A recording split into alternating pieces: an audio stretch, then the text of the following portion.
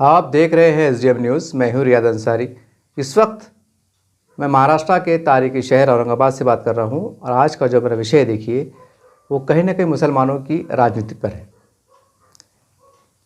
आज हम देखते हैं कि पूरे देश के अंदर हिंदू मुस्लिम की जो राजनीति है नफ़रत की, वो इस कदर बढ़ गई है कि अब उसको अल्फाज में बयान नहीं किया जा सकता। यहाँ तक कि नफ़रत की राजनीति का असर अब रास्तों पर, चौराहों पर, बाज़ारों में दिखने लगा है, कारोबार पे दिखने लगा है और मुसलमान भी परेशान हैं कि हमारे साथ ऐसा सलूक क्यों हो रहा है या इस तरह की जो गंदी राजनीति है का खेल मुसलमानों के साथ क्यों खेला जा रहा है, जबकि मुसलमान मुहब्बे वतन है, देश के लिए जीता है, मरता है, संविधान को मानता है, कानून कायदे का पालन करता है। ये सारी बातें हैं। सेकुलर पार्टियों के साथ जाता है, सेकुलर पार्टियों को वोट देता है, उनकी जय जयकार करता है। उसके बाद भी मुसलमानों को जो संवैधानिक अधिकार जो मिले हुए हैं वो पूरी तरह से वो मिल क्यों नहीं पाते हैं। जब अधिकारों की बात आती है, आरक्षण की बात आती है या बहुत कुछ की इंसाफ देने की बात आती है, हक देने की बात आती है, तो मुसलमानों के साथ एक अनदेखी क्यों जाती है, उनके साथ नाइंसाफ़ी क्यों जाती हैं। ये ऐसे कई बेशुमार सवाल है जिसका जवाब तलाशने के लिए शायद हमें घंटों भी कम पड़ जाए, लेकिन मैं कोशिश करूँगा कि कम वक्त के अंदर इसके ऊपर कुछ ऐसा विश्लेषण करूँ। मैं ये भी कह दूँ कि शायद वीडियो थोड़ा बड़ा हो सकता है, थोड़ा बर्दाश्त कीजिएगा और इस वीडियो को पूरा देखिएगा। जब तक आप इस वीडियो को पूरा बारीकी से नहीं देखेंगे, नहीं समझेंगे, तो शायद फिर ये वीडियो जो थंबनेल पे हेडिंग है या जो भी है ये आपकी समझ में बिल्कुल नहीं आएगा।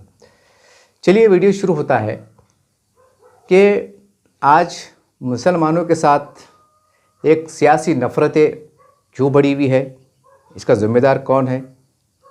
जी हाँ, आप सही सोच रहे हैं कि आज अगर मुसलमानों के जो हालात है ज़्यादातर, यानी यूँ कह सकते हैं कि 90% अगर मुसलमान तबाही का शिकार है, बर्बादी का शिकार है, नाइंसाफ़ी का शिकार है, जो भी है आप, या बेइंतहा परेशानी का शिकार है।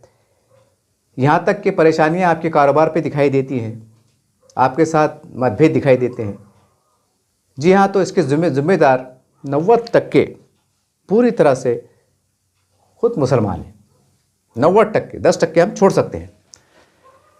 तो अब हैरान हो रहे होंगे कि ये कैसी अजीब गरीब बात है कि मुसलमान परेशान हो और उसके ज़िम्मेदार खुद मुसलमान हो। ये कैसे मुमकिन हो सकता है। जी हाँ, चलिए मैं आपको वैसा अगर मैं बारीकी से अगर पूरा विश्लेषण करूँ तो शायद मैंने पहले कहा घंटों को पड़ेंगे, लेकिन मैं आपको चंद 2, 4, 5 मिसालें दूंगा ताकि आम मुसलमानों के इस्लामी तंजीमों के ज़िम्मेदारान को, सामाजिक संगठन के ज़िम्मेदारान को, जितनी भी अलग अलग पार्टी के जो लोग हैं, मुसलमान के जो जुड़े हुए लोग हैं, छोटे बड़े जो भी है, आजी माजी जो भी है, सबके समझने में आसानी हो जाए। और ये एक ऐसा कड़वा सच है, चाहे आप माने ना माने, लेकिन यही सच है। देखिए, आज हम देखते हैं ये करीब 15 सालों से ये चीज़ ज़्यादा बढ़ गई है। ये चीज़ 2014 के बाद से बढ़ चुकी है पूरे देश स्तर पर कि हर चुनाव के अंदर हिंदुत्व को टारगेट किया जाता है। फ़िरका परस्त पार्टी, जिसे आमतौर से बीजेपी की तरफ इशारा किया जाता है, शिवसेना की तरफ इशारा किया जाता है, या और भी जो पार्टियां हैं, हिंदुत्ववादी जो पार्टियां हैं, तो उनके ऊपर निशाना साधा जाता है। हर चुनाव के अंदर जो है तो ऐसा कहा जाता है कि देखो, अगर आप इनको वोट देंगे तो ये देश हिंदू राज बन जाएगा, अगर आप इनको वोट देंगे तो ये लोग संविधान ख़त्म कर देंगे। मतलब हिंदुत्व के ऊपर अब इतना टारगेट हो चुका है कि अब देश के हिंदुओं, जो लाखों करोड़ों हिंदू हैं, उनको ऐसा लगने लगा है कि चुनाव के अंदर कोई अगर हिंदुत्व के ऊपर टीका करता है, कोई आलोचना करता है, तो गोया वो हमारे हिंदू धर्म को गाली दे रहा है, ये हमें गाली दे रहा है। जैसा कहा जाता है कि देखो, अगर आपने हमें वोट नहीं दिया तो हिंदुत्ववादी लोग आ जाएंगे। ऐसा पेश किया जाता है मानो कि जैसा हिंदुत्ववादी नहीं है, ये आतंकवादी है। ये देशद्रोही लोग हैं। इस तरह से उसको तोड़ मरोड़ के पेश किया जाता है। तो जिसकी वजह से जो पुरअमन हिंदू है, जो एक इंसाफ पसंद हिंदू है, जो करोड़ों की संख्या में रखता है, जब वो ये आपके बयानात, ये आपके टीका, ये आपकी जो भी बातें हैं, जब वो सुनता है, देखता है अपनी आंखों से, तो उसको तकलीफ़ पहुंचती है। लेकिन मैंने पहले कहा कि जब एक आम हिंदू है जो रोज़ कमाता है रोज़ खाता है, मान लीजिए, या उसको राजनीति को लेना देना नहीं है, लेकिन जब उसके मज़हब पर टीका पड़ती है, जब मज़हब की आलोचना होती है, जब मज़हब के बारे में छल कपट या तोड़ मड़ोड़ की कुछ बातें पेश की आती है, तो कहीं ना कहीं वो एक आम हिंदू भी अपने अंदर एक बेचैनी को महसूस करता है। तो सवाल ये उठता है कि भाई हम इसका समाधान क्या करें, कि भाई ये चीज़ ख़त्म हो, उसके लिए हम क्या करें। तो जाहिर सी बात है, फिर एक आम हिंदू की नज़र में भी वो ताकतें, वो पार्टियाँ उनकी निगाहों के सामने आती हैं जो हिंदुत्ववादी, जो है तो सोच विचार की रक्षा की बात करती है, हिंदुत्व की बात करती है, यहाँ तक कि बहुत से लोग हिंदू राष्ट्र बनाने की बात करते हैं। तो कहीं ना कहीं ये आम लोगों की सोच, विचार धारा, उनकी निगाहें उन पर आके टिक जाती हैं। ठीक है, वो कुछ उनकी नीतियों से, कुछ बातों से वो असहमत होंगे, सहमत नहीं होंगे, लेकिन सवाल ये है कि एक तरफ चंद नीतियां हैं, चंद कारोबारी बातें हैं, और एक तरफ धर्म है। तो आप किसे सेलेक्ट करेंगे? तो जाहिर सी बात है, नेचुरल बात है कि आप बोलेंगे नहीं, हम तो धर्म के लिए हम मर मिट जाएंगे। कारोबार क्या चीज़ है? ये जीएसटी, पीएसटी, ये महंगाई, ये क्या चीज़ मायने रखता है? जब हम धर्म की बात आएंगे, तो जब धर्म के लिए इंसान अपना सब कुछ कुर्बान, मतलब देने के लिए, निछावर करने के तैयार हो जाता है, चाहे कोई भी व्यक्ति हो, उसके बचाने के लिए, उसकी रक्षा के लिए, तो जाहिर सी बात है, फिर जब एक आम हिंदू के जहन में ये आता है कि भाई ये हमारी धर्म की रक्षा करने वाले हैं और हमारे हितों की बात करने वाले हैं, तो जाहिर सी बात है, फिर उनकी ध्यान से ये निकल जाता है कि जीएसटी बढ़ रहा है, साबुन जो 10 रुपये की थी वो 30 रुपये की हो गई है, शक्कर जो पहले 15 रुपये की थी 40 रुपये की हो गई है, पेट्रोल जब कभी 50-60 रुपये हुआ करता था, 70 रुपये हुआ करता था, आज 100 के आसपास चला गया है। ये इसको भूल जाते हैं, महंगाई कहाँ जा रही है इसको भी भूल जाते हैं, क्योंकि धर्म बीच में आ जाता है। और यही कारण है कि ये नफ़रतें जन्म ले रही हैं। और इसका जिम्मेदार कौन है?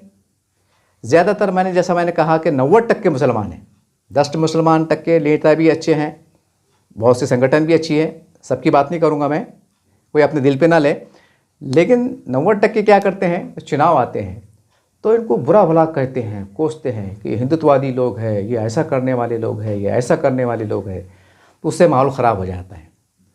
फिर देश ने, 100 करोड़ देश के हिंदू भाइयों ने वो पल को भी अपने आंखों से देखा है, वो भाषणों को भी अपने आंखों से देखा है कि जब श्री राम जी की ऊपर भी कहीं ना कहीं उनकी आलोचना की गई थी, उनके ऊपर टीका की गई थी, सीता माता के ऊपर भी राजनीतिक तौर पे चंद लोगों ने क्या कहा था, जो मुसलमान थे, वो कौन थे, क्या थे, आपको पता है?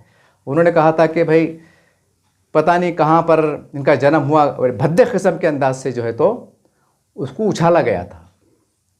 गाय माता के बारे में कहानी कहा गया कि गाय माता का गोश्त खाने में बड़ा अच्छा लगता है। ये कौन कहा गया था? ये किसने कहा था?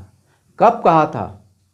बताइए कि जो गाय माता को हमारा 100 करोड़ हमारे हिंदू भाई, या पूरी दुनिया में जहाँ फैले हिंदू भाई है, वो उसको गाय माता के रूप में देखते हैं। ऐसा कहा जाता है, कुछ मेरे भी कोई हिंदू दोस्त है, वो उनके सुनसे मैंने सुना हूँ कि भाई गाय माता के अंदर जो है तो लाखों करोड़ों देवी देवताओं का मतलब वो है, ऐसा कहा जाता है, मैंने सुना हूँ ऐसा। अब ये तो सही कहा था कि तो हमारे साधु संती बता पाएंगे। तो बोलिए कि जिसकी पूजा अर्चना करते हैं, सारी बात करते हैं, और कुछ मुसलमान के ज़िम्मेदार अगर ये कहते हैं कि हम नान खलिए के अंदर सालन बनेंगे तो गाय माता का गोश्त का इस्तेमाल करेंगे और खाने में बड़ा लजीज होता है, तो बताइए जब चंद मुसलमानों के जो ज़िम्मेदार कह सकते हैं, चंद ये 2-4 लोग हैं, ज़्यादा नहीं है, तो जब इस तरह का भाषण देंगे और करोड़ों की संख्या में मुसलमान टाला बजेंगे, उनको चुन के संसद में पहुंचा देंगे, उनको चुनकर विधानसभा में पहुंचा देंगे, उनको चुनकर महानगर पालिका में पहुंचा देंगे, ग्राम पंचायत में पहुंचा देंगे या ज़िला परिषद में पहुंचा देंगे, तो क्या ये 100 करोड़ हमारे हिंदू भाई ये सब अपनी आंखों से नहीं देख रहा है कि जो हमारे हिंदुत्व की अपमान करने पे तुले हुए हैं, कभी इशारों में करते हैं, कभी लपेट के करते हैं, कभी घुमा फिरा के बोलते हैं, कभी डायरेक्ट बोल देते हैं, कभी इनडायरेक्ट बोल देते हैं। क्या हिंदू भाई नहीं देख रहा है? क्या वो पढ़े लिखे नहीं हैं? क्या बात को समझते नहीं हैं? क्या उनके कान में बीड़ी है और आप बहुत पढ़े लिखे होशियार हैं, जबकि आप कायम में कुछ नहीं है? एक ज़रा ईडी सीडी का मामला चलन दो तो जिंदगी भर सूरज को देखने को तरस जाएंगे। मगर उनको पता है कि इसके अंदर फ़ायदा है करके एक तरह की एक बड़ी कह सकते हैं कि खामोश तरीके से काम चल रहा है। सवाल ये नहीं है कि चंद लोग ऐसी हरकत कर रहे हैं, वो क्यों कर रहे हैं, किसके इशारे पे काम कर रहे हैं, वो जांच का विषय है, वो क्या नहीं है, सच है झूठ है, वो छोड़ दीजिए। लेकिन सवाल ये है कि जब हिंदुत्व की अपमान की बात आती है, हिंदुत्व पर टीका की बात आती है, लाखों मुसलमान जलसे जुलूस में तालियां बजाते हैं, तो सवाल ये फिर हिंदू का जो खून है वो गर्मा जाता है। वो ये कहने पे मजबूर होता है कि 100 करोड़ की हम संख्या रखने वाले, प्रधानमंत्री का दर्जा रखने वाले, राष्ट्रपति का दर्जा रखने वाले और पूरे देश में फैले हुए गवर्नर का दर्जा रखने वाले, मुख्यमंत्रियों का दर्जा रखने वाले, सैकड़ों पूरे देश में फैले हुए आमदार का दर्जा रखने वाले, संख्या रखने वाले, बड़ी संख्या में खासदार की हम संख्या रखने वाले, हम जो है तो लाइन ऑर्डर को कंट्रोल करते हैं, देश को लीड करते हैं, कई राज्यों के हम जो है तो सरकार चला रहे हैं, हमारे मुख्यमंत्री हैं, सब हम इतने सक्षम हैं, और उसके बाद जो है तो हमारे सामने ऐसा होता है तो उनका और दिमाग ख़राब हो जाता है। अब जाहिर सी बात है, दिमाग ख़राब होगा तो कुछ वो लाठियाँ छुरिया कुड़ारा लेकर तो आएंगे नहीं, क्योंकि हमारे पास जमहूरियत है, हमारे पास लोकशाही है। तो फिर इसका जवाब कैसा देना? इसका जवाब इस तरह से दिया जाता है कि जब चुनाव आते हैं, चाहे विधानसभा के हो, लोकसभा के हो, तो फिर उसके अंदर ये तमाम जो एक आम हिंदू हम कह सकते हैं कि जो उसको राजनीति को लेना देना नहीं है, वो जिए और जीने दो के मंत्र पे विश्वास रखता है, वो मजबूर होकर राजनीति में उसकी विचारधारा आ जाती है। फिर वो जाहिर सी बात है, फिर वो जो हिंदुत्व की रक्षा की जो बात करने वाले जो भी पार्टियां होती हैं, संगठन होते हैं, उसको वो चुन कर देता है।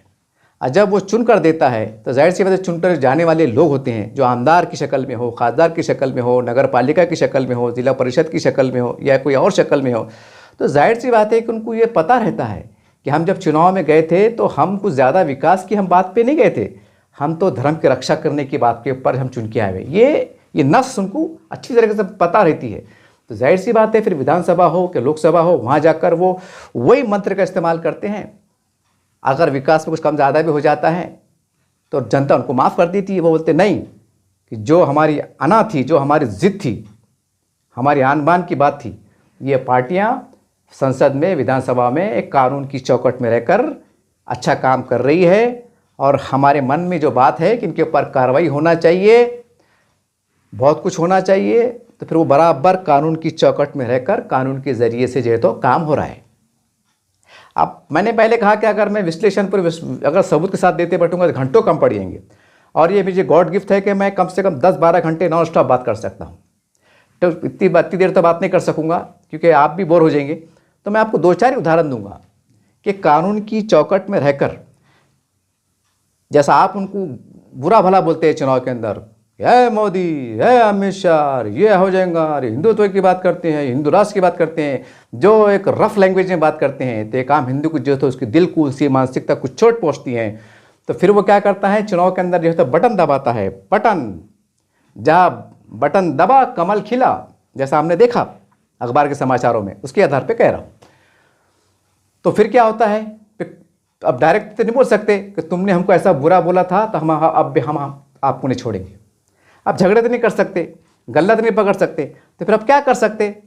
तो फिर क्योंकि फिर ठंडा दिमाग इस्तेमाल करते हैं, कानून कायदे का इस्तेमाल करते हैं, फिर कानून की चौकट का इस्तेमाल करते हैं। फिर हल्लू से एक लेटर निकलता है कि भाई तुम्हारी मीनारें बड़ी ऊंची ऊंची हैं, और लाउड स्पीकर, एक मीनार पे 4-4 लाउड स्पीकर है, आवाज़ें चारों तरफ से गूंज रही है, प्रदूषण खराब हो रहा है, आवाज़ में प्रदूषण फैल रहा है, तो आपने इसकी परमिशन निकाले क्या? तो मुसलमान चौंक जाते हैं, बिचक जाते हैं। अरे अरे 70-75 साल में कभी ऐसा हुआ नहीं, सब मामला चढ़ा था गंगा जमुना तहजीब के नाम पर। फिर अब ये नावा क्या निकल गया, फिर वो फरमान जारी होता है कि नहीं नहीं नहीं नहीं।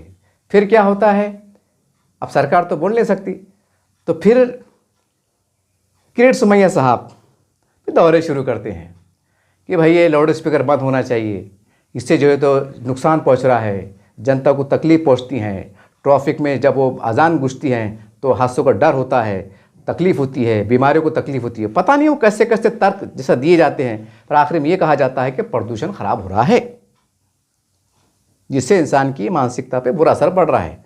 फिर दौरे शुरू करते हैं, बाज़ाब्ता लेटर देते हैं। सब काम कानून के दायरे में चल रहा है। देखिए गौर कीजिएगा आप, सब काम कानून के चौकट में चल रहा है। इसके पर कानून बने हुए हैं ना। ऐसा नहीं है, हम ये नहीं, हम किरीट सोमैया साहब बुरा नहीं बोल सकते कि यार वो मनमानी कर रहे, सरकारी भी मनमानी कर रहे। काहे की मनमानी कर रही? अरे जब जो चीज़ का कानून बना हुआ है यार, उसका अगर उल्लंघन होगा तो कार्रवाई होंगी ना, होंगे ना। जो चीज़, अब ये लाल लाइट, हम ट्रैफिक में जाते, लाल लाइट का मतलब क्या था कि आप रुक जाइए, जो भी 5-6 सेकंड आपको रुकना है, 1-2 मिनट रुक जाइए। अगर आप लाल लाइट तोड़ के जाते हैं तो कानून का उल्लंघन हो गया। साइड में आ रहे बाबा, बता पहुँची नहीं तो जा हवालात में, सीधी सीधी बात है, नए समझने वाली बात ही नहीं। मतलब ये है कि हर चीज़ के कानून बने हुए हैं, तो वो कानून के ज़रिए से फिर लाउड स्पीकर उतर गए। फिर वो निवेदन दिए कि जनाब आदरणीय पुलिस कमिश्नर साहब, कलेक्टर साहब, ये है वो है, हम वो कंट्रोल करते, ये करते वो करते। ये नहीं कि आप भी परेशान हो रहे, हालांकि इतने सालों से मामला चल रहा था, कोई परेशानी नहीं थी कि भाई फिर ये नहीं हुआ तो आप फ़ख्र से बोलते हैं कि हम ऐसा है, हम 25 करोड़ है, हम 30 करोड़ है, और हम ऐसा है, और हमारे बाप का जो है तो हिंदुस्तान है, इसके अकेले का बाप का नहीं है, फिर ये नहीं है। फिर वो कहने के घुमा फिरा के बात हिंदुत्व पे आती है, और जो हिंदुत्व की रक्षा करने वाली पार्टियां हैं, संगठन है, वो निशाने पर आते हैं। तो जाहिर सी बात है, हिंदुत्व पार्टी के संगठनों की और पार्टियों की ताकत कौन? लाखों हमारे करोड़ों हिंदू भाई है। अकेले मोदी जी क्या कर सकते, अकेले अमित शाह साहब क्या कर सकते, अकेले फडणवीस साहब क्या कर सकते? जब तक उनके पीछे लाखों करोड़ हमारे हिंदू भाई नहीं रहेंगे, वो कुछ भी नहीं कर सकते। तो वो उनके साथ है, उनको ताकत मिलती है, वो चुन के आते हैं। तो फिर क्या होता है, फिर एक दौरा शुरू होता है।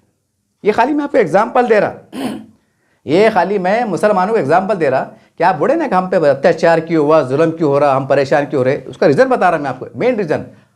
और यकीन मानिए यही रीज़न है, दूसरा कोई रीज़न नहीं है, दूसरा रीज़न है ही नहीं। मैं इसको अगर बड़े डिबेट में अगर बुलाया जाए तो तैयारी के साथ आऊँगा, और पूरे कागज़ पत्थर इसके साथ आऊँगा, साबित करूँगा कि ये रीज़न है, दूसरा कोई रीज़न ही नहीं है। क्या 25-30 साल पहले सरकारें नहीं थी? क्या 25-30 साल पहले जो है तो आमदार खासदार नहीं हुआ करते थे? क्या 25-30 साल पहले जो है तो भारत के अंदर सरकारें नहीं थी? क्या हुकुमशाही थी? फिर जब कैसा चल रहा था, ठीक है, जब भी कुछ कमियां थी, कुछ नाराजगियां थी, लेकिन सब ठीक चल रहा था ना। कभी बाप जानने में तो सुनने में आया था मुसलमानों के कि दरगाह रास्ते में कैसी आई, बताओ इसके कागज़, कभी सुने थे आपने? कभी सुनने में आया था कि कोई हमारे जतरा भरती है, हमारे हिंदू भाइयों की जो तो मंदिर का जो तो एक त्यौहार के टॉप में जो एक वो जतरा भरती है, तो भाई आप यहाँ दुकानें मत लगाओ, 100 मीटर के बाहर में लगाओ, पता नहीं आप क्या बेच रहे, कैसा बेच रहे, इसमें हमारी धार्मिक भावना जो है तो भावना भंग हो रही। कभी मुसलमानों के बाप जन्म में, मतलब जो पिछले सालों में कभी सुनने में आया था कैसा?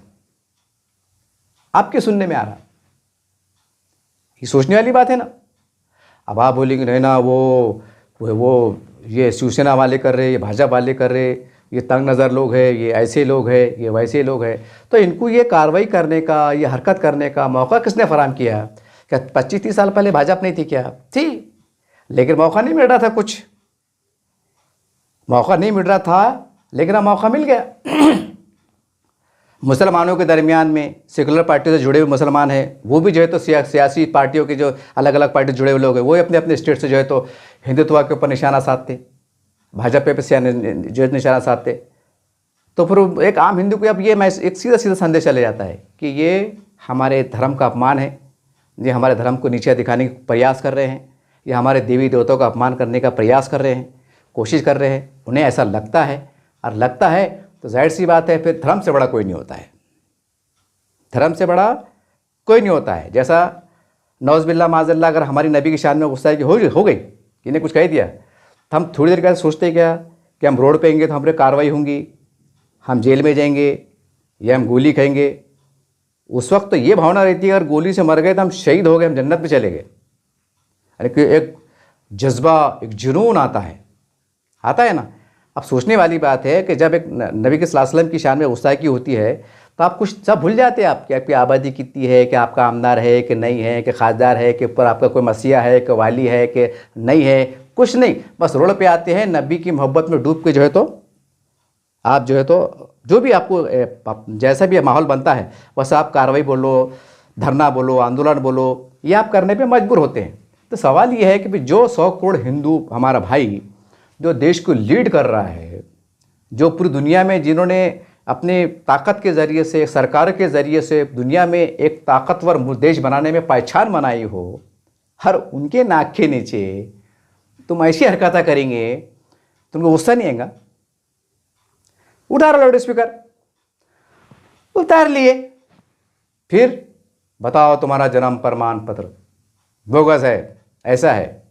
अब सोचने वाली बात है। अभी एसडीएम साहब है, कलेक्टर साहब है, कमिश्नर साहब है, हाँ, ये बड़े ऑफिसर होते हैं, बड़े जिम्मेदार ऑफिसर होते हैं, कि ये गलत काम कर सकते क्या? क्या गलत जन्म प्रमाण पत्र पर साइन सिग्नेचर कर सकते क्या? नहीं कर सकते। उसके अलावा हमारे पास पुलिस मशीनरी है, एसबी विभाग है, सीआईडी विभाग है, इतना मतलब इतना सब विभाग फैलने के बाद गलत काम कैसा हो सकता? नहीं हो सकता। लेकिन उनको मालूम है कि अब टेक्निकल गलती अब कैसा पकड़े, आधार कार्ड में नाम अलग, टीसी में थोड़ा सा नाम अलग, इसमें नाम अलग, थोड़ा सा मतलब थोड़ा सा टकरा गए कि यार इसमें ज़रा इंफॉर्मेशन अलग दिख रही, इसमें इंफॉर्मेशन थोड़ी अलग दिख रही, मतलब लिखने लिखाने में कुछ भूल चूक हो गई। तो बस उसको एक बहाना, इसको बोलते हैं कानून की चौकट, कि साहब ये बराबर है कि नहीं देखो भला। अब समझो मेरे आधार कार्ड पे लिखा हुआ है मोहम्मद रियाद अंसारी, आधार कार्ड पे, और इलेक्शन कार्ड पे लिखा हुआ है रियाद अंसारी, राशन कार्ड पे लिखा हुआ है मोहम्मद रियाज। हुआ ना फ़र्क? एक जगह मोहम्मद रियाज, एक जगह मोहम्मद रियाज अंसारी, एक जगह खाली रियाज अंसारी, मोहम्मद। समझ रहे बात को आप? ये टेक्निकल बातें हैं। लेकिन अब पकड़ना कैसा? अब ये तो नहीं बोलेंगे कि तुम बहुत वो हो रहे, बहुत उछल कूद कर रहे, ऐसा नहीं बोल सकते ना, कि हमारे पास लोकतंत्र है। तब कैसा बोलेंगे? ऐसा बोलेंगे, हाँ बताओ ना ये क्या हो गया, 200 सिल्लोड़ है, लातूर है, जिंतूर है, से इधर है, जो भी है, मालेगांव है, हो रही परेशानियाँ। अब आप बोले कि बीजेपी की सरकार का राज है, ये बीजेपी के राज में बीजेपी फिरका परस्त पार्टी है। ठीक है, आपकी जो सोच है, हमारे पास लोकतंत्र है, बोलने की आज़ादी है, सारी बात है, लेकिन सवाल ये हो रहा क्यों? ये हो रहा क्यों? इसमें जो मुसलमानों की जो बड़ी आबादी है, आज आम लोग हैं, अभी उनको सोचने की ज़रूरत है। अब ये भूल जाइए कि हमारी लीडरशिप होना, हमारी ये होना, कि हमारी पार्टी होना, कुछ नहीं कर सकते, कुछ भी नहीं कर सकते, कुछ भी नहीं कर सकते। पूरे हिंदुस्तान से ऐसा मुमकिन है क्या कि कोई एक ही पार्टी के 50 मुसलमान खासदार चुन के आ जाए? हो सकता क्या? आज के माहौल में नहीं हो सकता। 50 छोड़ो, अब तो ऐसे हालात पे आके टिक गए कि तुम्हारा नगर सेवक भी बनना मुश्किल हो जा रहा। मैं आपको एक से एग्जांपल दे रहा हूँ, तो बहुत दूर की बात होगी खासदार बनना, नामदार बनना। आज थोड़ी देर के से बन भी गए तो जो वो एक पार्ट तो क्या कर सकते? कुछ कर सकते? बताइए ना। एक तरफ बड़ा आंकड़ा, चलो मान लिया ना, चलो 50, एक ही पार्टी के 50, चलो मान लिए मैंने, क्या करेंगे आप? कुछ भी नहीं कर सकते। चलिए महाराष्ट्र की विधानसभा में एक ही पार्टी के 50 मुसलमान आमदार, मान लिए नहीं हो सकता, लेकिन आपके दिल खुश करने के वास्ते चलो मान लिए। क्या करते हैं आप? क्या करते हैं आप? कुछ भी नहीं कर सकते, कुछ भी नहीं कर सकते ना। ये औरंगाबाद की मिसाल, 200, खाली एग्जाम्पल में दे रहा आपको ये समझने के वास्ते। 200 आए, क्या कोई बहुत बड़े बड़े नेता औरंगाबाद शहर में जो मुसलमानों की बात करते, इस्लाम की बात करते, कौम की बात करते, सारी बात करते, क्या वो 200 घरों के ऊपर पहुँचे? बड़े बड़े मुसलमानों की अलग अलग पार्टी जुड़े लोग, उनकी बात कर रहा हूँ, पहुँचे? कीड़े मकोड़े हैं वो, मूंगे हैं वो, हैसियत नहीं है उनकी। क्यों नहीं पहुँचे बाबा? क्यों नहीं पहुँचे? एक आधी गोली लग के मरन तो बराबर पहुँच जाते।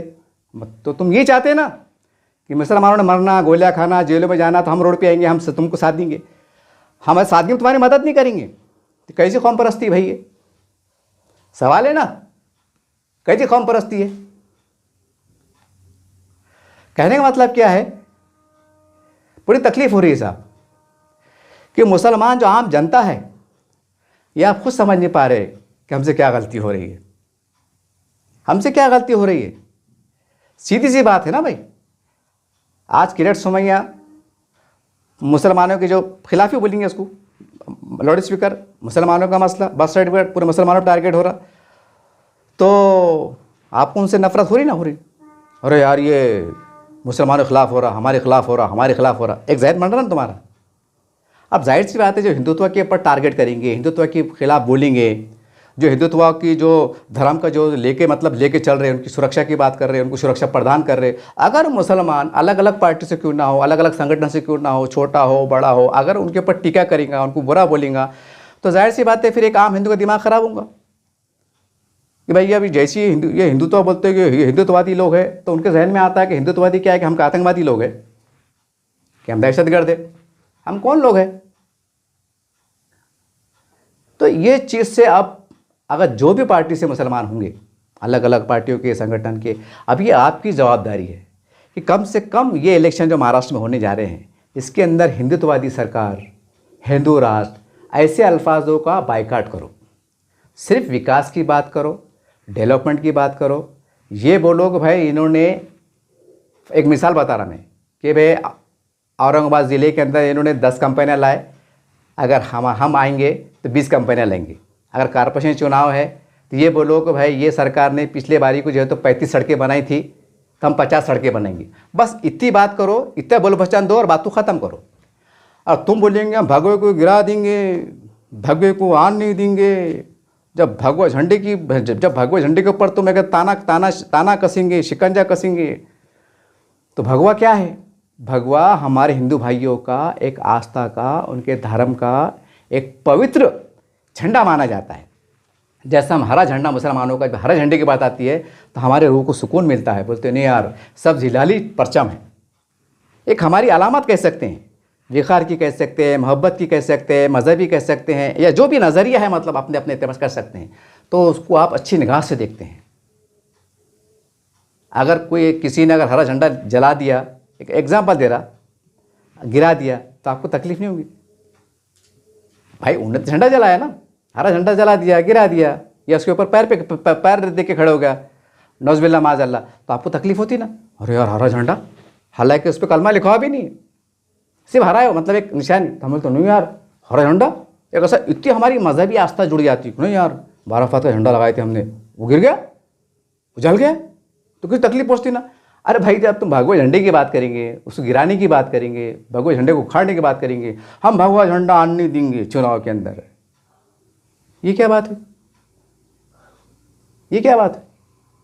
तो ये बातों से आम हिंदुओं के दिल में एक तरह की राजनीतिक तौर पर नफरत पैदा हो जाती, फिर कुछ भी नहीं करते हो ना, आपसे बहस करते, उनको मालूम है इनसे क्या बहस करके फ़ायदा, ये क्या सुनने वाले समझने वाले, जान दो, कुछ भी मत करो। चुनाव का दिन आएगा, खाट खाट खाट खाट खाट खाट खाट खाट, एग्जाम रिजल्ट के दिन आता, कवल कवल कवल कवल, धनुष्मान धनुष्मान धनुष्मान, घड़ी घड़ी घड़ी,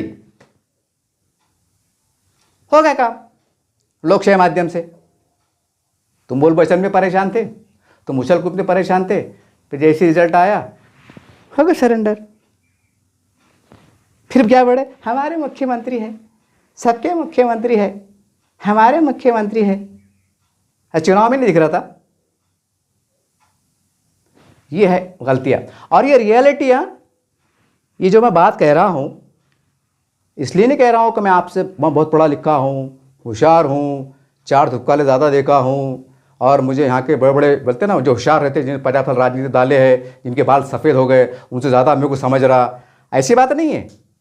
हम समाज के बीच में घूमते हैं, सोशल मीडिया चलाते हैं, साप्ताहिक पेपर चलाते हैं, सैकड़ों लोगों से मिलते हैं, सैकड़ों हमारे हिंदू भाइयों से मिलते हैं, उनके कार्यक्रम में जाते हैं, दलित भाइयों कार्यक्रम में जाते हैं, आदिवासी भाइयों कार्यक्रम में जाते हैं, धरने में जाते हैं, मोर्चे में जाते हैं। इस बहाने से उनसे सलाम आदाब होता है, हाय हेलो होता है, मिलते हैं, बात करते हैं, कुछ चर्चाएँ करते हैं, कुछ वो हमसे कहते हैं, कुछ हम उनसे कहते हैं। तो उसके अंदर ये बात निकल के आ रही। समझ रहे बात को आप? ये वो रिपोर्ट पेश कर रहा मैं आपको। ये बस यूँ समझ लीजिए कि जो चल रहा ना, अफवाह बोलो, गलत बोलो, सही बोलो, ये आप सही फैसला करो। ये वो रिपोर्ट आपको पेश कर रहा। इसके अंदर मेरे अपने मन की ज़रा भी मंतक नहीं है कि मैं बोल रहा तो मैं सही बोल रहा और मेरे को ख्वाब में बशारत हो गई। ऐसा कुछ भी नहीं है। और सोशल मीडिया उठा के देखो, सोशल मीडिया व्हाट्सएप फेसबुक में क्या चल रहा। बहरहाल ये वीडियो बनाने का मकसद ये था कि अब वक्त आ गया है कि यहाँ से आप समझ लीजिए। तो एक टाइटल था मेरा, एक इंट्रोड्यूस था, अब मेरा वीडियो शुरू हो रहा। अब मुसलमानों को क्या करना है? अगर आपको सच में इंसाफ पाना है, सच में इंसाफ पाना है, तो मुसलमानों ने सीधा सीधा बीजेपी का दामन थाम लेना चाहिए। अब आपको बड़ी हैरानगी हो रही होगी, शायद आप मेरी अकल पे सवाल उठा दे कि कोई बोलेंगे यार ऐसी कैसे पागलपनी की बात कर रहे। कोई कमेंट्स कर रहे, क्या अंसारी साहब कितना बैग मिल गए, 1 लाख मिले, 2 लाख मिले, कि 3 लाख मिले, ऐसा कमेंट आते हैं। जो रहते ना चौथी पास किस्म के, जिसको समझता नहीं, वो कमेंट करके दिखा देते हैं। लेकिन जो ऐसा कमेंट करने वाले लोग हैं, जो मेरे अकल पे सवाल उठाने वाले लोग हैं ना, तो मैं उनसे सवाल करता ना भाई, मैं औरंगाबाद के अगर मुसलमान जिनको ये मेरी बात बुरी लग रही होंगी, तो मैं ऐसे तमाम लोग, चाहे वो छोटे हो या बड़े हो, एक सवाल करूंगा। अरे इतना हल्का सवाल है, इसका मुझे जवाब दीजिए आप। क्या जवाब दीजिए कि आज औरंगाबाद में मुसलमानों को 4 कब्रिस्तान की ज़रूरत है। एक नारेगांव, एक पड़ेगांव, एक आहोर जटवाड़ा हरसुल, और एक जो है तो मिटमिटा पड़ेगांव। यहाँ 4 मुसलमान जो, और ये 10 साल से मुसलमान जो है तो इन्होंने 10-12 धरना आंदोलन भी कर दिए, कम से कम 100 के ऊपर निवेदन भी दे दिए, हर दरवाज़ा खटखटा दिए। यहाँ तक कि नारेगांव के लोगों ने जनाजा मोर्चा निकालने की कोशिश करे, उनको परमिशन नहीं मिली। समझ रहे बात को आप? तो 4 कब्रिस्तान मुसलमान 10 साल से परेशान हैं। अब जो बड़े हम बहुत 30 मार खां हैं, हम बीजेपी को सुलाने की ताकत रखते हैं, हम भगवा उखाड़ने की ताकत रखते हैं, या फला को सुलाने की ताकत रखते हैं, तो बाबा ये उखाड़ना बिठाना बात की बात करो, पहले मुसलमान कब्रिस्तान तो दिला दो कायदे से, चौकट से। अब सब काम चौकट में चल रहे ना, अब चौकट में चलने की आदत डालो ना। गया चबरापना पूरा पर 10-20 साल पहले का फेंका फाक चल जाती थी, इसको बोल देता था, बाद भूल जाते थे। अब वो माहौल नहीं रहे ना। अब सब सुनते हो, रिकॉर्डिंग होती, फिर कानून का चौकट का इस्तेमाल होता, फिर भागते फिरते, फिर पैरा पड़ते, कानून है ना। फिर वो अब जो कमेंट करने वाले होंगे ना, तो यार आदमी ऐसी पागल बनने की बात कर रहा, तो भैया 4 कब्रिस्तान दिला देना। तू बोलना, जो भी तुम कोने को पार्टी को मानते होंगे ना, जो भी पार्टी होंगे ना, तो उनको बोलो ना, साहब ये क्या है, ये कब्रिस्तान के वास्ते यार ये कंपनी नहीं मांग रहे, कुछ नहीं, कब्रिस्तान दिला सकते तो काहे की हमारी, ऐसा बोलो ना, तुम दिला के बताओ ना, हम भी तुम्हारे जय जयकार करते ना। फिर हम क्या पागल है कि धूप लग गई? ये है सच्चाई। अब मुसलमानों को चाहिए और बड़े जिम्मेदारों को चाहिए बाविखार तरीके से, अमित शाह साहब है, मोदी साहब है, मोहन भागवत साहब है, फडणवीस साहब है, इनसे जाके मिलो, बोलना साहब 76 साल में हमने आजमा लिए, हम एक बार आपको आजमाना चाहते हैं। आप बोलते हैं ना सबका साथ सबका विश्वास, ऐसा और वैसा, ठीक है। अब हम आपको आजमाने भी चाहते हैं और हम आपके साथ चलना भी चाहते हैं, हम आपको वोट देना भी चाहते हैं, हम आपको आमदार बनाना चाहते हैं, हमारे मुस्लिम बेल्ट से कमल खिलाना चाहते हैं। लेकिन सवाल ये है, हमारे मुस्लिम बेल्ट से कमल का फूल खिलेगा, लेकिन हमारे मुसलमानों का विकास का फूल भी खिलेगा क्या? क्या मुसलमान वही दर दर भटकते रहेंगे, कभी कब्रिस्तान के वास्ते, कभी पानी के वास्ते, कभी लाइट की समस्या के वास्ते? क्या हम ऐसे निवेदन पे निवेदन देते बैठे रहेंगे और हमारा वक्त बर्बाद करते रहेंगे? खुल के बात करो, लेखी में बात करो, हमारे मुद्दे उनके सामने रखो और मुद्दे पे मुआहदा करो। आप बहुत से लोग सोच रहे होंगे, अरे यार ये पत्रकार अजीब बात कर रहा, क्या इसको नहीं मालूम कि हिंदू राष्ट्र की, इनके एजेंडे में हिंदू राष्ट्र है?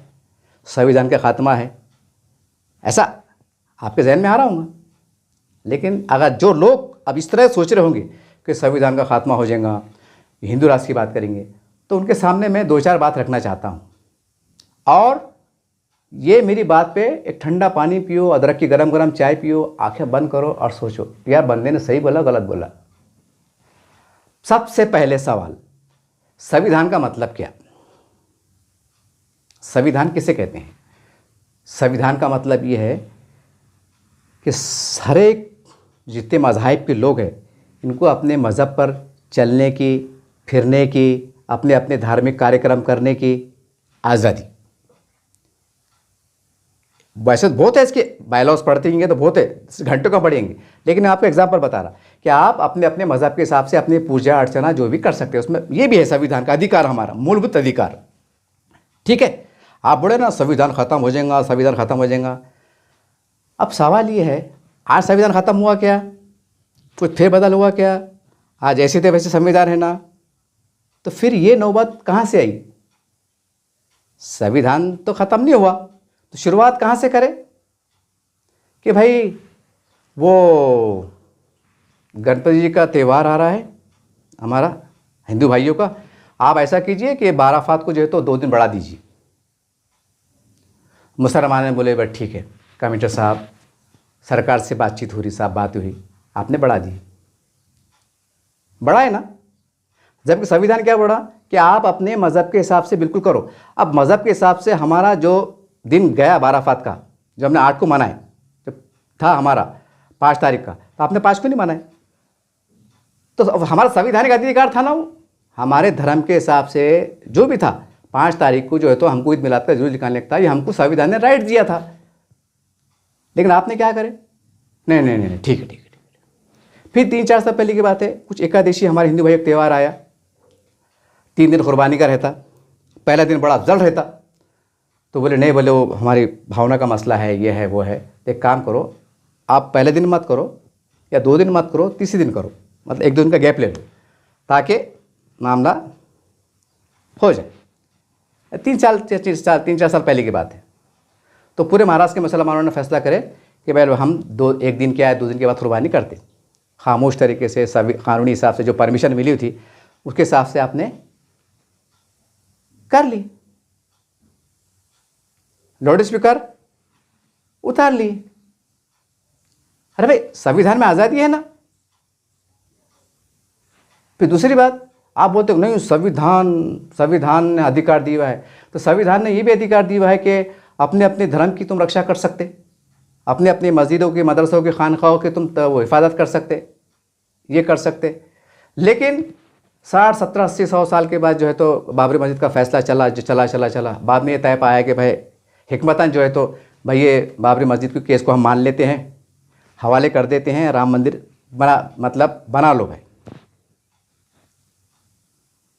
बना लो। अरे भाई आप बोले ना संविधान है, कानून है, कायदे है, सही है, फिर ये आप ही बोल रहे ना कि नहीं भाई हमारे हिंदू भाइयों की आस्था है।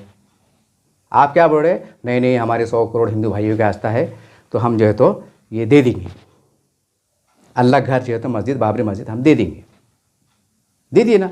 अरे आपने बाबरी मस्जिद दे दिए ना एक कानूनी तरीके से, जैसा भी है, मतलब एक जो भी तरीक़ाकार रहता, आपने बाबरी मस्जिद दे दिए, 12 अफ़ात आगे पीछे कर लिए, कुर्बानी आगे पीछे कर लिए, लाउड स्पीकर उतार लिए, और पता नहीं क्या तुम सब कर रहे ना। आस्था है ना, नहीं बोले ये हिंदू भाइयों का आस्था है, तो आस्था के मारे जो है तो आपने फैसलों को सरेंडर हो गए।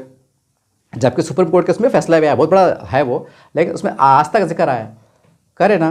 तो जब 100 करोड़ हमारे हिंदू भाइयों की आस्था आज भाजपा में है, फिर जाओ ना मुसलमान भी, अपन भी उनके साथ चलो ना, जाओ उनके साथ, फिर अपन भी जाओ। बोले तो ऐसा नहीं कि उनके पैरों में गिर जाओ, कि पैरा पकड़ लो कि माए बाप तुम ही हमारे माए बाप है, नहीं, इज्जत से जाओ, बुला रहे तुमको, आवाज़ दे रहे, आओ। अब तुम बोलेंगे नहीं वो बोलते कुछ, वो करते कुछ, तो बराबर है ना, वो अपनी जगह सही है, भाजपा वाले अपनी जगह सही है। जब हम बाप जनाब में इनको वोट देंगे नहीं, हर इलेक्शन में उनको बुरा भला बोलेंगे और पता नहीं उनके ऊपर क्या क्या आरोप लगा देंगे, तो उनके कान में बीड़ा है क्या? सरकार चला रही ना वो, उनको दिख रहा नहीं कि मुसलमान का महिला 20,000 का था, भाजपा को कितने वोट मिले, मुसलमान का महिला 30,000 का था, शिवसेना को कितने वोट मिले, देख रहे नहीं वो, कान में मीडिया है। अब फिर बोलते हो नहीं वो हमारे विकास के काम में हाथ नहीं बटाते, वो ये नहीं करते, वो ये नहीं करते, तो तुम क्या वोट देते? जब तुम वोट देंगे नहीं, जब तुम वोट देंगे नहीं और फिर तुम उससे आस रखेंगे, ये कितनी बेवकूफ़ी की बात है ये। अरे ये लोकशाही नहीं है, ये बेटी बेटी का रिश्ता थोड़ी हो रहा है। अरे ये हाथ दो, ये हाथ लो, राजनीतिक बात है ये। अब हमारे औरंगाबाद की मिसाल ले लो, खैरे साहब को बहुत बुरा बुरा बोलते लोग, खैरे साहब ने ऐसा कर दिए, 4 साल 4 बार खासदार रहे, इतने बार 3 बार आमदार रहे, ऐसा कर लिए वैसा कर लिए, और कोई उनको बुरा बोलता नहीं, ये बोलते। अरे कई को बुरा बोलेंगे? जो समाज ने उनको वोट दिया उनके महल्ले जाके देखो, आज कंपनी में जाके देखो, खैरे साहब ने कितने जनों को कंपनी में लगाए हुए हैं, कितने जनों को लोन पास करा के दिए हुए हैं, कितने जनों को डेवलपमेंट करे हुए हैं। ज़रा ये भी तो इंक्वायरी देखो ना कि खाली आँखों को काली पट्टी बांध लेते, बोलते नहीं खैरे खैरे खैरे खैरे। अरे उनके समाज का काम करे ना उन्होंने, सबका करे उन्होंने, लेकिन एक मिसाल बता रहा मैं, तो उनका समाज क्यों बुरा बोलेंगे? उनके गलियों में गट्ठू, पानी, लाइट, ये वो, घरकुल योजना, रामाबाई आवास योजना कानून की चौकट में रह के पास करा रहे। हमारे पिछड़े समाज के लोग उनको वोट ज़बरदस्त हर सबसे पहले इलेक्शन देखा, भरपूर तरीके से वोट दे रहे थे, बदले में उनका विकास का काम भी कर रहे थे।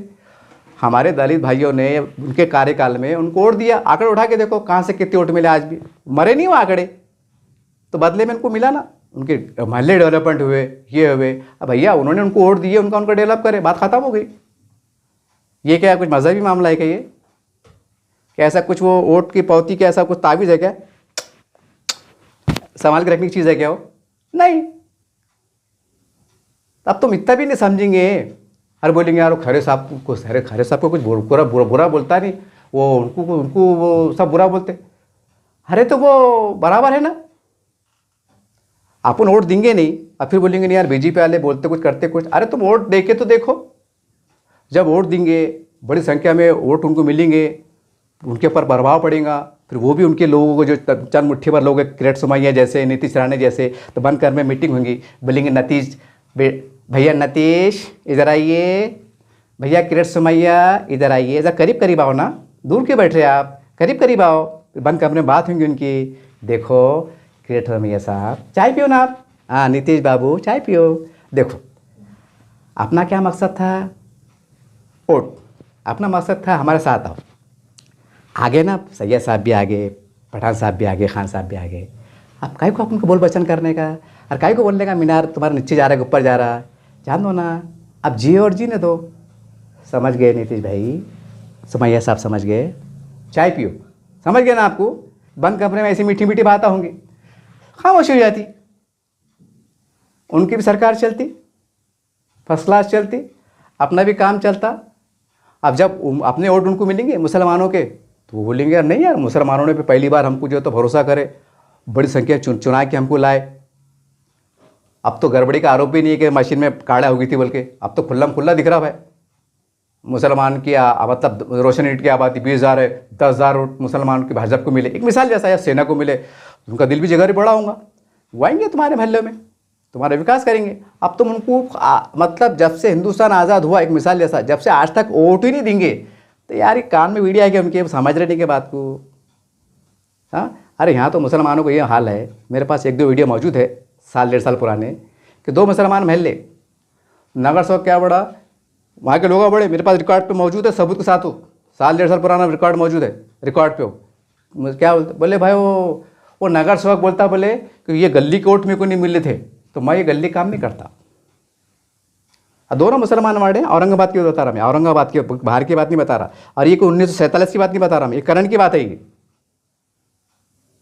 तो मुझे ये गली की वोट नहीं मिले तो मैं नहीं करता, और ये रोड मेरे वार्ड में नहीं आता। अरे अल्लाह के बंदे, 4-5 सब मुसलमान वार्ड है, बीच में अब कुछ वो नहीं है, नहीं बोले ये मेरी सरहद नहीं आती यहाँ, क्यों कौम इतनी छोटी हो गई, तुम्हारे वार्ड में ये रोड आ रहा, तुम बड़े मेरे वार्ड में नहीं आता। अरे ताकत है तो कर देना बाबा, कहीं को एड़े बातें कर रहा, कर देना, लग्गा उग्गा लगा के करे साफ कर दो।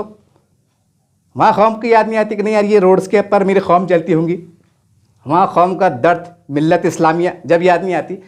जब ये बोलते नहीं मेरे वार्ड में नहीं आता, अरे जब तुम्हारी सोच इतनी छोटी, जब तुम्हारा नजर इतना छोटा, तो बाबा वो भाजपा वाले ने, फिर वो सेना वाले हैं ना, वो कान में बीड़े आएंगे उनके, समझ रहे नहीं बात को वो। जब तुम आपस में इतनी बार के पास देखेंगे, वो हाथ में बताइएगी फिर भी बहुत अच्छे है कि लाडली बहन के नाम पर हमारे मुसलमान माँ बहनों को पैसे मिल रहे, फसला जा रहे। अब जितने मुसलमान के हमारे जो माँ है, मेरी बहन है, मेरी बेटियाँ जो जा रही पैसे लाने को, हाँ, तो ज़रा इंक्वायरी करो ना, कितने जनों ने भाजपा को वोट दिए थे बोल के, सेना को वोट दिए थे। अगर एक मिसाल बता रहा है, अगर 1 लाख हमारे मुस्लिम माएँ बहनें बेटियाँ अगर पैसे ले रही होंगी 1 लाख, तो बहुत मुश्किल कह रहा हूँ मैं, 5,000 से भी कम, ये 5,000 पकड़ के चलो, 5,000 मुस्लिम मतलब वोट भाजपा को पड़े होंगे।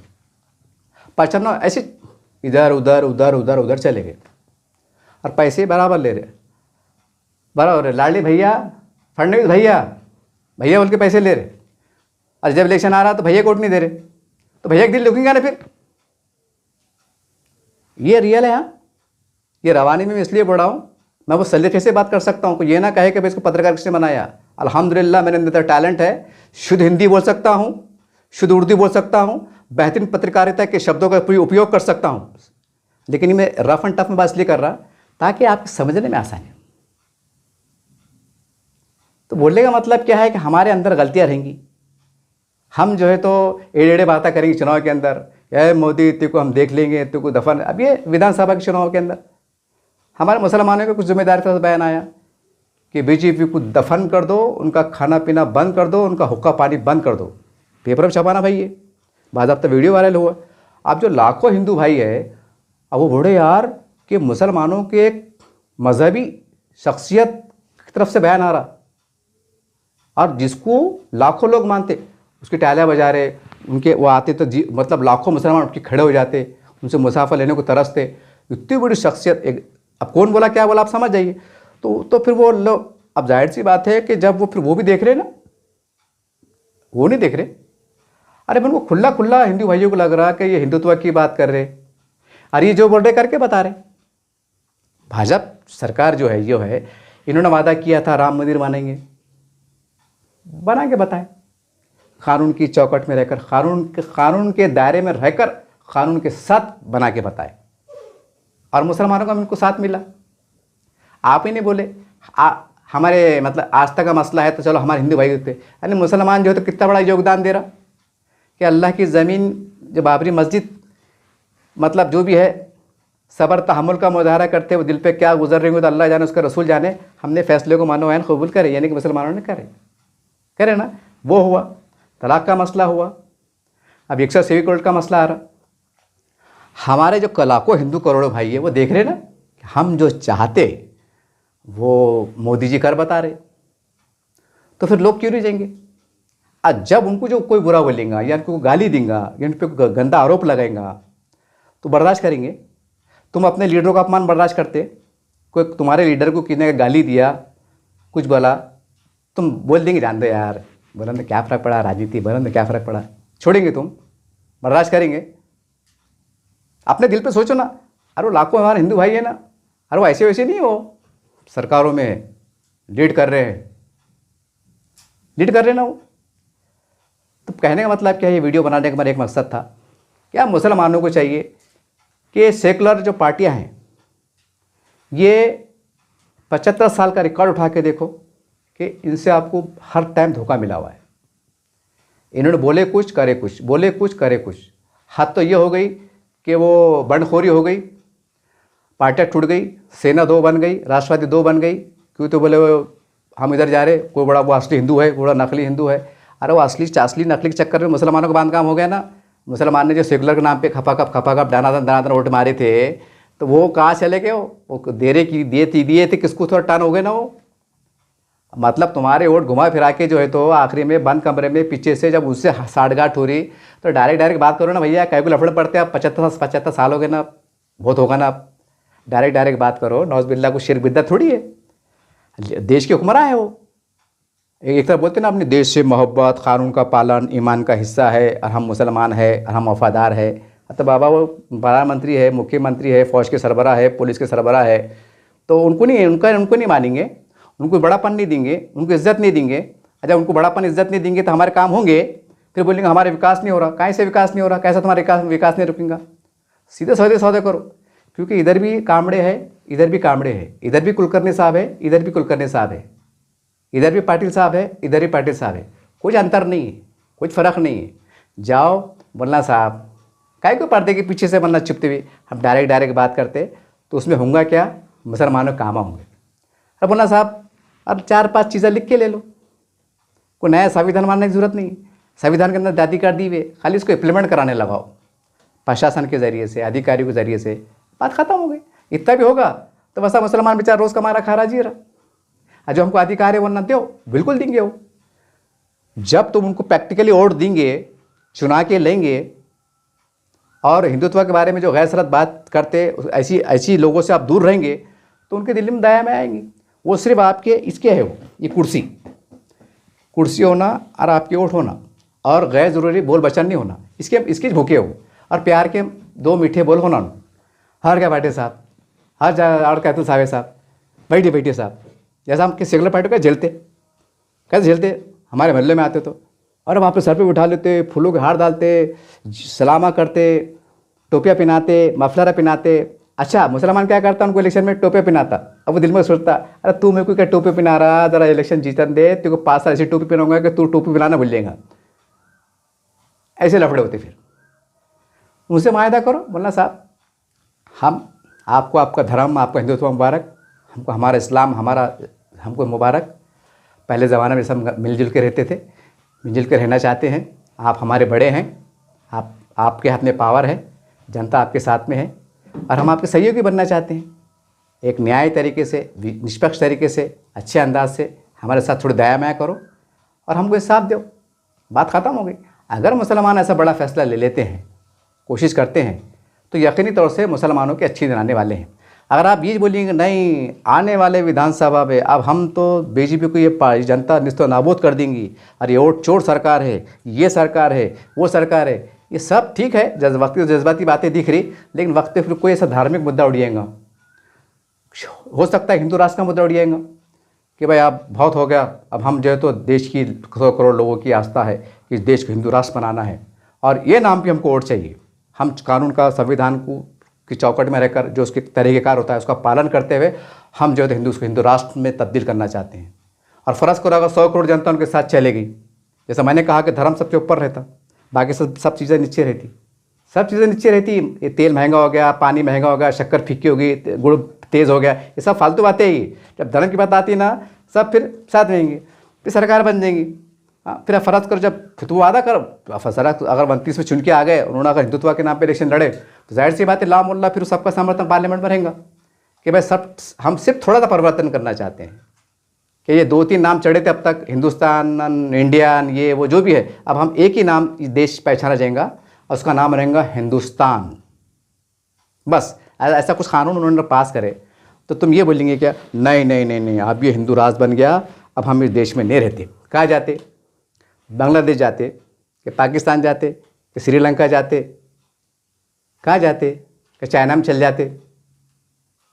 फिर तो जब बहुत गुस्सा आएगा, नहीं हमारे बुजुर्गान की आस्थान है, हम छोड़ेंगे नहीं, हम पकड़ेंगे नहीं, हम यहीं जिंदा है, हम यहीं मर जाएंगे, यहीं गड़ जाएंगे। अरे गड़ने लफड़े के बातें कर रहे कहीं को, हो से काम करो ना, वो भी इंसान है ना, अल्लाह ने पैदा किया ना, इंसान है, उनके सीने में भी दिल है, दिमाग है, और अल्लाह हिदायत देने वाला है, अपनी नीयत साफ़ है, अपन कितने मजलूम है, कितने कमज़ोर है, सबको दिख रहा।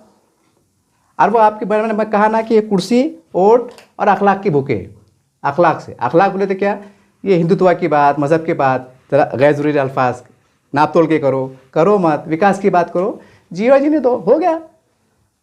अब तुम बोलेंगे नहीं हम भगवे को आन नहीं देंगे, हम ऐसा करन देंगे, तो उनको मन को ठेस पहुँच रही, उनको ऐसा लग रहा हमारे मज़हब का, हमारे धर्म का अपमान हो रहा। फिर वो चाह के नहीं चाह के वो भूल जा रहे, पेट्रोल 110 का है कि शक्कर 60 रुपये किलो होगी, वोट दे रहे, होगा तुम्हारा बांध काम, कानून के चौकट में रहेगा, होगा बांध काम। अब फिर हो, और अपने को चलती नहीं ना, फिर मुसलमान के लीडरों की चलती नहीं। ये बात जहन में बिठा लो, चाहे कितना बड़ा लीडर हो, उसकी चलती नहीं। न तो आंकड़े उठा के देखो कि जो अलग अलग पार्टी से वाबस्ता मुसलमान जुड़े हुए हैं, जिन्होंने पार्लियामेंट में बोलो, विधानसभा में बोलो, या और भी जहाँ चिल्ला पुकार करे, तो उनकी चिल्ला पुकार पे कितना अमल हुआ, कितना मुसलमानों को इंसाफ मिला। ये पेपर उठा के माइती दी कार में डाल के या जो भी उनकी पुराने वीडियो निकाल के देखो, घोड़ा मैदान सामने है। अब ये समाजवादी पार्टी कितनी बड़ी पार्टी, उनको सांसद है, ये है वो है, आजम खान सड़ गए। अरे अगर इतनी जितने सांसद हो, जिसके इतने आमदार हो, जिसके मुख्यमंत्री जो उत्तर प्रदेश में रहवा हो, अगर उन्होंने एक लोकशाही माध्यम से कॉल दिए कि सब आमदार क्षेत्र से, खासदार क्षेत्र से पूरे जनता उतर जाए, हिंदू मुसलमान सब उतर जाओ, और आजम खान को इंसाफ दिलाना चाहते, इसके हम स्पेशल इंक्वायरी बिठाना चाहते, ये हमारे बड़े नेता है, ये जेल में कैसे है। अगर अखिलेश यादव साहब अगर ऐसा कुछ मुजाहरा कर देते, पूरी जनता लोकशाही माध्यम से अगर रोड कर जाम कर देते, तो क्या मजबूर नहीं होते? क्या भारत देश में ऐसा नहीं हुआ कि बड़े बड़े जो नेता जो थे तो उनको बेल नहीं मिली, इनको जमानत नहीं मिली? नहीं हुआ, कानून की चौकट में रह के हुआ ना। तो इनके साथ ऐसा क्यों हुआ? बोलने का मतलब ये है, ये समझो बहुत गहरी राजनीति है। अगर आजम खान की जगह कोई यादव साहब रहते थे, कोई पाटिल साहब रहते थे, इतने अंदर रहते थे, कानून की चौकट में रह के बराबर कुछ ना रास्ता निकल जाता था। बोलने का मतलब ये है कि तुम ये मत समझो कि भाई हमारी पार्टी बहुत बड़ी है और हमारे सांसद इतने हैं और हमारे आमदार इतने हैं और आप मुख्यमंत्री रहे हुए हैं और आप मुसलमान हैं और आप जो है तो ज़्यादा अगर हवा में जाएंगे ना तो आपकी पार्टी भी आपको बचेंगे नहीं। कानून के हिसाब से चौकट में रहकर उस चौकट के अंदर ऐसा बांधकाम होगा, ऐसा प्लास्टर होगा, ऐसा कलर होगा, ऐसी पॉलिश होंगी, और बोला क्या जाएगा, कानून है, कानून सबसे बड़ा है, कानून का अदा तो करना चाहिए ना। कानून की दुहाई दी जाएंगी, कानून की बात की जाएंगी। तो ये मुसलमानों को समझने की ज़रूरत है। आजम खान की मिसाल है ना, समझ। अब इससे ज़्यादा और क्या होना। और अब तुम अभी बोलेंगे कि नहीं ये हमारे सेकुलर पार्टियाँ मसीहा है, इनके साथ चलेंगे, आखिर में क्या होगा, ये तुमको पूरा बर्बाद होने देंगे, पर आखिर में पलटे मार देंगे। और जब वो बोलेंगे नहीं हमको हिंदू राष्ट्र बनाना है या कुछ और फिर करना है, या हमारे हिंदू भाइयों की आस्था है और हम हमारे मज़हब का अपमान नहीं हो सकते, अपमान होता देख नहीं सकते, और हम हिंदू भाइयों की आस्था के अंदर हमारा योगदान देना चाहते हैं, जैसा औरंगाबाद नामांतर के टाइम बड़े अच्छे अंदाज से कैसा हुआ। बस ये भी इशारा बहुत है। यहाँ भी हमारे हिंदू भाइयों की आस्था थी कि भाई ये छत्रपति संभाजी नगर होना चाहिए। किसका साथ मिला, कैसा मिला, प्लेन में से क्या, प्लेन में हवाई जहाज में बैठ के आया था, देखो वो चलाओ, अरे बोले भाई छत्रपति संभाजी नगर की ओर हम जा रहे हैं, चलो वो चलाओ। अभी इतने इशारे आपको काफ़ी है, इतने इशारे काफ़ी है कि भाई उनके दिल में क्या है, ज़बान पे क्या है। भाजपा के दिल में कुछ भी नहीं है, भाजपा के जो दिल में है वो ज़बान पे है, शिवसेना के जो दिल में है वो ज़बान पे है। मक्कारी 90% अगर मक्कारी भरी हुई है तो सेकुलर पार्टी के दिल में है। ये मीठा मीठा मुसलमानों को बोलते हैं, काम निकाल लेते हैं और पीठ में सियासी खंजर घोंप देते हैं, और बाद में सड़ते फिरो, प्रमाण पत्र के वास्ते सड़ते फिरो, राशन कार्ड के वास्ते सड़ते फिरो, लाइटें के वास्ते निवेदन देते रहो। तुम्हारी किस्मत में रोना धोना लिखा हुआ है, तुम कुछ नहीं कर सकते और पासा चलन दो। सही इनके दिल में, मक्कारी इनकी दिल में भरी हुई, भाजपा के दिल में नहीं है। भाजपा जो कड़ू बोल देते हैं लेकिन बोल देते हैं, ये तो मीठा बोलते हैं, ये तो मुसलमानी की बात करते हैं। अभी औरंगाबाद के अंदर जन्म प्रमाण पत्र के लफड़े चढ़े, कोई बहुत बड़ा सेकुलर पार्टी के जो आमदार खासदार चुन के आए हुए हैं, इन्होंने सरकार से डिमांड करे, डट गए कि साहब ये नहीं होना चाहिए, ये हो रहा कैसा नहीं, सिर्फ बोल वचन एक आधी लेटर दे दिया है। अच्छा उस चीज़ से उनको मालूम है मुसलमानों की कमजोरी कि मुसलमान हम जज्बाती बात कर दो मुसलमान खुश हो जाता, मुसलमान फिर दिमाग है, उनको मालूम है ना नफ्सियाती मुसलमान नफ्सियत क्या है। और सेकुलर पार्टी के पास गए, और क्या साहब हमने तुमको वोट दिए ना, तुम खासदार बने ना, तुम आमदार बने ना, हमारे लफड़े चढ़े ना, हमारी मदद करो ना। अरे मोदी है, ऐसा है वैसा है, ये इलेक्शन में हम देखेंगे, तुम फिक्र मत करो, तुम्हारा काम इलेक्शन होने दो। यानी मुसलमान के कान में बीड़ा है, इलेक्शन में और वोट दो, यानी तो 50 साल से वोट देती रहे, वही धंधे करते बैठो। अब भैया आप सुधर जाओ, भैया सुधर जाएंगे, कायदे में आ जाओ, कायदे में रहेंगे तो फ़ायदे में रहेंगे, जज्बात में रहेंगे तो इतनी बुरे हाल हो जाएंगे, इतनी बुरे हो जाएंगे, वो अल्लाह जाने रसूल जाने कितनी बुरे हाल होंगे। अभी भी वक्त है हिंदू भाइयों की, व्हाट्सअप हो, फेसबुक हो, सोशल मीडिया हो, समझ के इस्तेमाल करो, कोई भड़काऊ पोस्ट मत करो, गैर ज़रूरी बयानत मत दो। और ऐसे तमाम जो नेता जो हिंदुत्व को या उसके बारे में, धर्म के बारे में, उसके आड़ में गंदी राजनीति करते हैं, ऐसे लोगों से जितना मुसलमान जल्दी दूर हो जाएंगे उतना तुम्हारे लिए अच्छा है। नहीं तो वो चुन के आ जाएंगे, वो मज़े में रहेंगे, वो लखपति से करोड़पति बन जाएंगे, अरबपति बन जाएंगे, तुम्हारा सत्यानाश हो जाएगा। इसकी मिसाल ये यार, तुम कब्रस्तान के वास्ते तक मोहताज रहेंगे, या औरंगाबाद इसकी जिंदा मिसाल है। तुम कुछ नहीं कर सकते, तुम धरने करो, मोर्चे करो, आंदोलन दो, तुम्हारा वक्त बर्बाद, पैसा बर्बाद, हर चीज़ बर्बाद, कुछ मिला क्या? कुछ भी नहीं मिलता तुमको। वो नारे गाँव के अंदर क्या तुम्हारे वोट नहीं मिलने वाले? क्या तुमको वोट नहीं देते? क्योंकि तुमको वोट नहीं मिले थे? क्या तुमको चुन के नहीं आए थे? अरे वो वहाँ की कौम जो तो कब्रस्तान कैसे परेशान है, जिंदा मिसाल है। अब जो लीडरशिप कब्रस्तान भी नहीं दिला सकती, तो फिर मुसलमानों के लिए हम कितनी बदनसीबी की बात है। जो दिला सकते ना भाई भाजपा वाले, उनके पास चल जाओ, मुल्ला साहब तुम्हारा धर्म तुमको मुबारक, हमारा धर्म मुबारक, हम तुम्हारे साथ में आते, हमारा काम करो, जियो जीने दो, जय महाराष्ट्र, बस जय हिंद जय महाराज बोल के चलन दो। अभी सब छोड़ दो, अभी रिकाम बात आई। ये बातें थी, ये सर्वे के आधार पर रिपोर्ट थी, ये कई दिलों की बात थी। हो सकता काफ़ी लोग बुरा लगा होगा, उसको बुरा लगाऊंगा भैया तो मैं माफ़ी चाहता, लेकिन बड़ा कड़ू सच है, बड़ा कड़ू सच है। नहीं तो मैंने जो आरोप लगाया ना, जो आरोप लगाया, जो निशारा कराना, उसके ऊपर ठंडा पानी पे स्टडी करो, क्या अंतर सामने सही बोले गलत बोले। अब इसके ऊपर आपकी मर्जी भैया, हमारे पास लोकतंत्र है, आप किसको भी वोट दो, मैं भी किसको भी वोट देता, चक्री चलन दो, जो हो रहा हो दो। देखते रहिए आप एसडीएम न्यूज़ चैनल। जय हिंद जय महाराष्ट्र।